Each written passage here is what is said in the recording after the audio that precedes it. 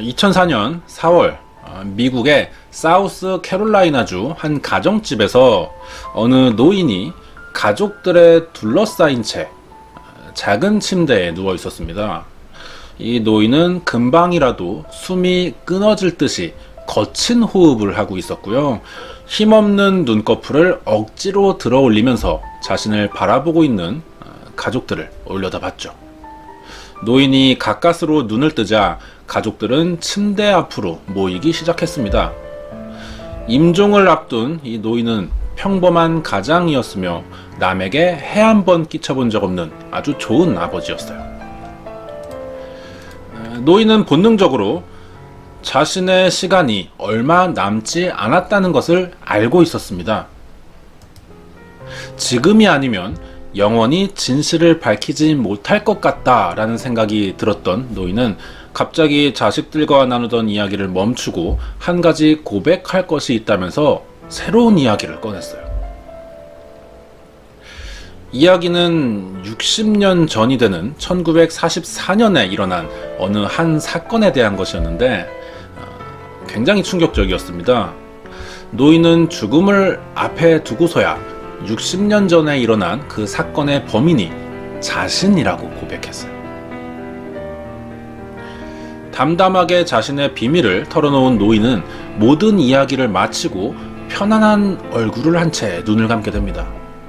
그러자 자식들은 아버지의 죽음보다도 남기고 간 이 사건의 진실에 대해서 어떻게 해야 할지 깊은 고민에 빠지게 됐어요. 자식들이 아버지의 마지막 고백이었던 사건에 대해서 진실을 밝히는 것을 고민하고 있던 가장 큰 이유는 이미 60년 전에 범인이 검거되면서 사건 해결이 끝난 상태였기 때문이었고요. 당시 사건의 범인으로 체포된 용의자도 이미 죗값을 받은 상태였습니다. 노인의 죽음 이후 10년이 지난 2013년 한 지방 변호사가 노인의 자식들에게 연락을 걸어옵니다. 10년 동안 아버지의 진실을 덮어두고 있던 자식들은 변호사가 걸은 전화에 결국 설득이 됐어요. 결국 이 사건의 진실을 밝히기로 결심합니다. 그리고 사건 발생 약 70년 만이 되는 2013년 12월 두 여자아이의 살인사건에 관련된 모든 진실과 당시 범인으로 억울하게 몰린 14살 남자아이에 대한 재심이 열리게 돼요. 그리고 당시의 판결은 무효가 되었죠. 하지만 달라지는 것은 아무것도 없었습니다. 억울하게 범인으로 지목되었던 아이는요, 이미 70년 전인 두 여자아이를 강간하고 살해한 죄로 사형을 당했던 것이었어요. 어떠한 방법을 쓴다 해도 시간을 되돌릴 수는 없듯이 죽은 사람도 살아 돌아올 수는 없죠. 이번 해외 범죄 사건은요, 미국 역사상 최연소이자 세상에서 가장 억울한 사형수인 조지 스티니에 대한 이야기를 알아보도록 하겠습니다. 이 사진은 시계꽃이라고 합니다. 미국 사우스 캐롤라이나주의 흑인들이 많이 모여 사는 마을에 주로 핀다고 그래요.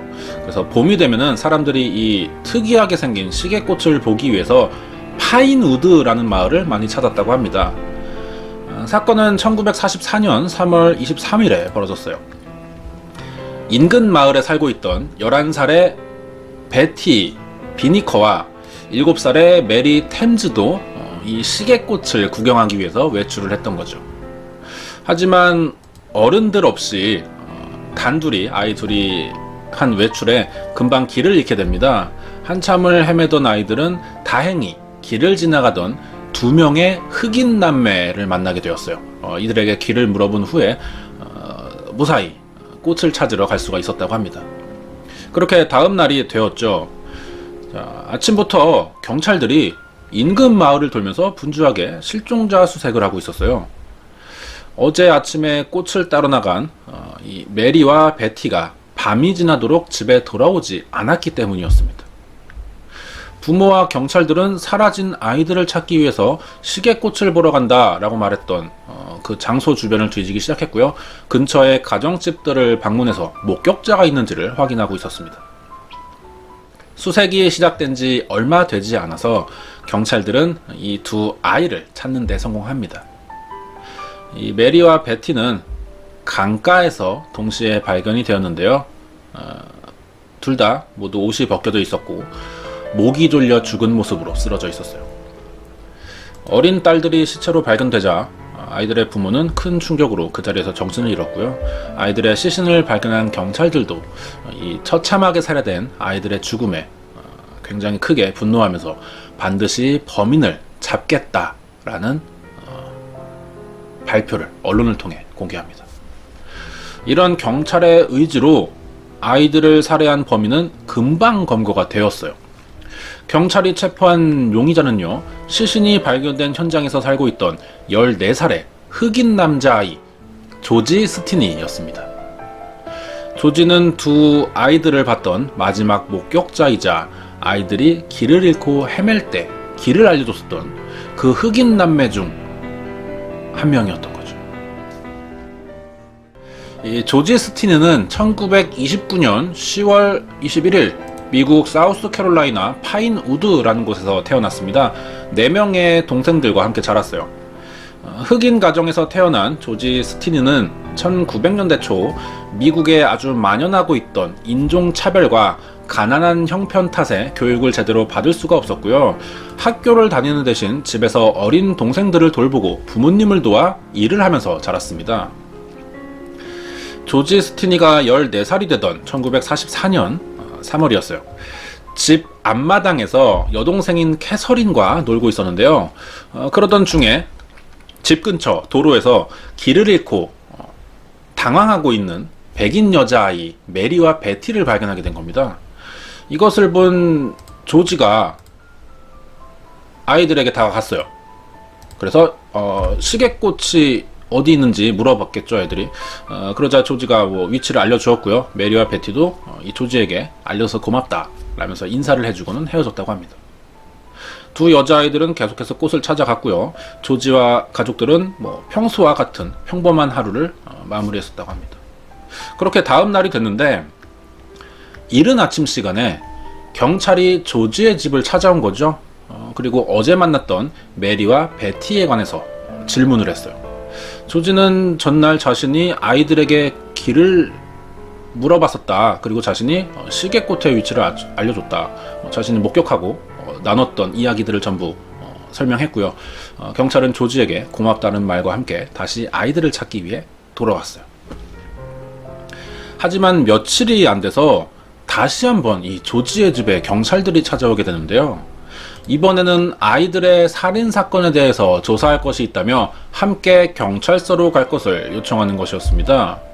하지만 예전과 다르게 경찰의 태도는 아주 거칠었고요. 거의 반강제적이었어요.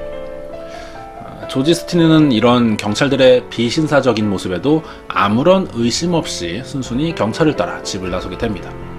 그리고 가족이 기다리던 집으로 다시 돌아오지 못하게 되었죠. 경찰은 아무런 증거가 없는데도 조지 스티니를 단순한 목격자라고는 생각하지 않고 있었어요. 백인 경찰들 눈에는 무조건 이 흑인 아이가 두 여자아이들 살인 사건과 관련이 있을 것이라고 믿고 있었고요. 아주 거친 폭력과 폭언으로 압박하면서 취조에 들어갔던 거죠. 14살밖에 안 된 조지 스티니는 자신이 지금 어떠한 상황에 처한 것인지도 모른 채 그날 목격했던 상황을 열심히 반복해서 이야기하고 있었습니다. 하지만 제대로 교육 한번 받지 못했고 가난하고 어린 흑인 아이의 말을 그대로 믿어주는 경찰은 아무도 없었어요. 경찰서에 갇힌 지 5일째가 되는 날이었습니다. 고문에 가까운 폭행과 폭언에 시달리던 조지가 결국 이전과 다른 이야기를 시작했어요. 두 아이들이 사라지던 날 자신은 메리와 베티에게 길을 알려주었을 뿐만 아니라 몰래 아이들을 따라가 성폭행을 시도했고 결국 목을 졸라 살해했다라는 자백을 했던 거죠. 조지의 자백을 듣게 된 경찰들은 조지 스티니를 2명의 여아, 강간 및 살인으로 체포를 했고요. 단 하루 만에 재판까지 열리게 됩니다. 비정상적으로 빠르게 진행된 조지 스티니 사건은 재판 과정도 아주 비정상적이었던 거죠. 일단 조지의 강압에 의한 거짓 자백 외에는 그 어떤 증거나 증언이 없었는데도 재판이 열렸다는 것과 재판부에서 임명해준 조지 스티니의 변호사가 아무런 준비도 하지 않았고 판사와 검사, 변호사, 배심원들과 방청객 전원이 백인이었어요. 이런 말도 안 되는 재판이 10분 만에 끝이 납니다. 이 재판에서 결국 조지 스티니는 결국 전기의자형을 선고받게 됩니다. 그리고 이 선고에는 어느 누구도 법원 판결에 항의하지 않았어요. 피의자석에 선 채 어른들의 결정대로 살인범이 됐던 아이는 재판 과정 내내 입 한 번 제대로 떼지 못하고 어른들에 의해서 강간살인범이 되었던 거죠. 강제로 만들어지기는 했지만 어쨌든 14살밖에 안 된 피의자에게 첫 재판부터 사형 선고가 내려지는 것은 드문 일인데요. 몇 가지 이유를 생각해 볼 수가 있죠. 경찰 체포나 재판 과정들을 보면은 알 수가 있습니다. 조지 스티니가 흑인이기 때문이에요. 당시 미국의 남부 지역에서는 흑인과 백인을 분리해 놓는 이런 인종차별 문화가 당연시하게 여겨질 때였고요. 당연히 백인들에 의해서 이뤄진 거죠. 거기에 가장 예민해지는 사건 중 하나인 강간살인에 대한 피해자가 아동이었다는 것, 이런 것이 굉장히 빠르게 사형을 선고하게 된 이유라고 볼 수가 있죠.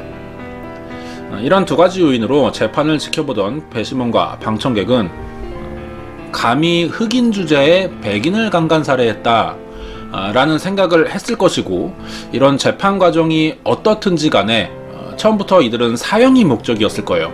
누구 하나 재판을 피의자로 몰아서 재판을 마무리하고 검거했다, 사건 해결했다 라고 신문에 설명하고 싶었겠죠. 이런 목적이었을 것이기 때문에 아무런 이의를 제기하지 않았던 겁니다, 사람들이. 게다가 조지 스티니의 집이 가난하기까지 했어요. 어린 아들에게 유능한 변호사를 선임해줄 능력이 없던 부모와 형제들이 조지 스티니를 위해서 해줄 수 있는 것이 아무것도 없었겠죠. 거기에 변호사조차도 백인이었습니다. 그러니까 결국 이 사건은 14살밖에 안 된 아이 혼자서 백인 어른들 사이에 서서 재판의 중압감을 계속 견뎌야 했었던 거죠. 체포부터 판결까지 조지 스티니의 말을 믿어주는 사람은 단 한 명도 없었다고 합니다. 심지어 조지의 가족은 재판장 안에 들어갈 수도 없었다 그래요. 당시 법이 그랬습니다. 흑인은 법원 출입을 하지 못하는 규정이 있었어요. 그래서 이 가족은 재판장 밖에서 소리로만 재판 과정을 들을 수 있었고요. 마지막에 사형이 선고되자 억울하다면서 항의를 했지만 아무도 이 흑인 가족의 말에 귀 기울이는 사람은 역시 없었습니다. 가족들로 인해 법원 앞이 소란스러워지자 사건을 담당했던 검사가 가족들 앞에 찾아왔는데요. 검사는 조지의 가족에게 재판 결과가 억울하다면 항소하라는 말을 남기고 자리를 떠납니다. 하지만 조지의 가족은 항소할 수 있는 돈이 없었죠. 첫 재판 이후 84일이 지난 1944년 6월 17일 아침이었습니다. 두 명의 경찰이 조지 스티니의 집을 찾아옵니다. 경찰은 가족에게 조지를 만나게 해주겠다라면서 따라오라는 말을 했는데요. 3개월 만에 아들을 볼 수 있게 된 부모와 형제들은 경찰의 안내를 받아 작은 방으로 들어가게 됩니다. 그곳에는 침대에 놓여있는 조지 스티니의 시신이 기다리고 있었어요. 조지 스티니는 하루 전날인 44년 6월 16일 오후 7시 30분 3개월 전에 열린 재판 결과대로 전기의자형이 집행이 되었던 겁니다. 이 사진은 이 사건을 영화화한 영화 장면이고요.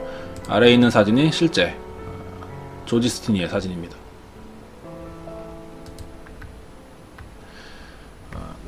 당시 40kg 정도였다고 합니다. 조지 스티니가 14살이고 또래보다 몸집이 훨씬 작았어요.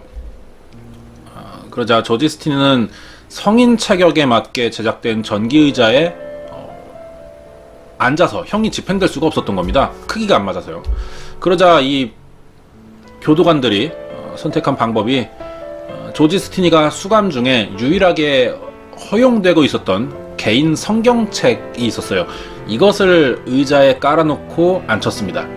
그리고는 2400볼트가 흐르는 전기의자 위에서 4분 만에 사망을 하게 됩니다. 그렇게 조지 스티니는 미국 역사상 가장 어린 나이에 사형을 당한 최연소 사형수로 기록이 되었죠. 세상 사람들은 사건이 이렇게만 마무리된 것으로 알고 있었습니다. 그런데 형이 집행된 지 70년 만에 조지 스티니의 무죄가 밝혀지게 되었던 거죠.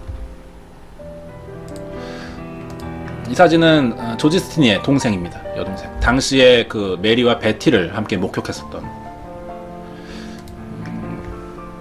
진범인 백인 남성에 대해서는 아무런 정보가 알려져 있지 않습니다. 사건 이후 조사를 받은 적도 없고요. 의심받은 적도 없으니까요. 1944년 3월 당시 범인은 우연히 꽃을 따러 길을 나선 두 아이를 발견한 후 뒤를 쫓았다고 해요. 범인의 목적은 성폭행이었죠. 하지만 아이들이 의외로 거세게 저항을 해서 성폭행이 미수로 끝납니다. 그러자 화가 난 범인이 아이들을 목졸라 살해했던 것이었어요. 그리고 경찰의 수사를 피하기 위해서 아이들의 시신을 인근 강가에 버리고 잠적해버렸는데 며칠 만에 범인이 검거되었다라는 소식을 듣게 된 겁니다. 진범이. 엉뚱한 흑인 아이가 잡혔다라는 뉴스를 본 거죠. 그러자 이 진범은 자신이 체포되지 않았다라는 생각에 안심을 했었다 그래요. 범인도 자기 대신 붙잡힌 용의자가 고작 14살밖에 안 된 흑인이라고 하는 사실을 알게 되자 마음이 괴롭긴 했었다고 합니다. 하지만 재판이 다 끝난 마당에 이제 와서 자신이 범인이라고 밝힐 용기는 없었고 그렇게 이 사실을 60년 동안 자신만의 비밀로 간직한 채 살게 되었던 거죠. 그리고 자신이 죽음이 머지 않았다라는 것을 직감한 이 범인이 더 이상 비밀을 감추는 것이 의미가 없다고 생각을 했는지 자식들에게 모든 것을 털어놓고 그대로 세상을 떠났던 것이었어요. 이 범인의 말처럼 60년이나 늦어버린 범행 자백은 아무런 의미가 없었습니다. 이미 조지 스티니는 사형을 당했고요. 조지 스티니의 가족들 중 이 두 동생을 제외하고는 모두 세상을 떠난 상태였습니다. 조지 스티니의 살해는 2000년대 들어 미국의 젊은 변호사들이 흥미를 끄는 사건이 되었어요. 사우스 캐롤라이나 지역의 변호사인 스티븐 맥켄지는 미국 최연소 사형수이자 인종차별의 살해인 조지 스티니 사건에 대해 흥미를 느꼈고요. 비공식적으로 이 해당 사건을 조사하기 시작했죠. 그 후 얼마 지나지 않아서 당시 재판이 여러 부분에서 문제가 있었다라는 것을 밝히게 됩니다. 이들은 진범의 가족을 통해서 사건의 진실에 대한 진술을 확보한 뒤에 2013년 10월 사면 가석방 위원회에 조지 스티니에 대한 재심을 청구했어요. 그리고 법원은 조지 스티니가 재판에서 아무런 법적 도움을 받지 못한 것과 자술서도 없었고 유일한 증거인 자백도 강요에 의한 것으로 판단이 되므로 증거의 효력을 낼 수 없는 점을 이유로 들었고요. 당시에 조지 스티니의 재판은 정당한 절차 없이 헌법적 권리가 무시된 재판이었다면서 70년 전에 내려진 재판은 무효라는 판결을 하게 됩니다. 하지만 사건의 그 사형 판결이 무효화가 된 것이지 무죄 선고까지 된 것은 또 아니었어요. 피해자 가족들과 사우스 캐롤라이나주 검사들이 당시 재판은 사법 체계 안에서 적절하게 처리된 것이다 라고 주장했기 때문이었는데요.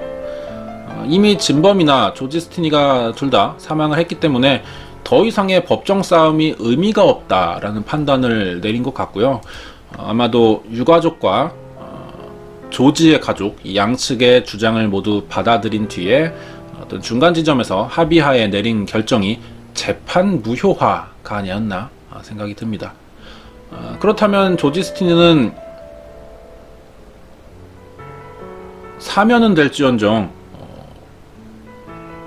용의자 신분으로 남아있는 것은 여전하다는 거죠. 이런 점은 마무리가 좀 확실하지 않은 것 같습니다. 2014년에 세워진 조지 스티니의 비석입니다. 유언이 있었어요. 형이 집행되기 전에. 나는 아무 잘못도 하지 않았는데 왜 나를 죽이려고 하나요? 라는 말을 남겼다고 합니다. 사건이 이렇게 마무리가 됐어요. 여기까지가 억울하게 사형당한 미국의 최연소 사형수 조지 스티니의 사건 파일이었습니다.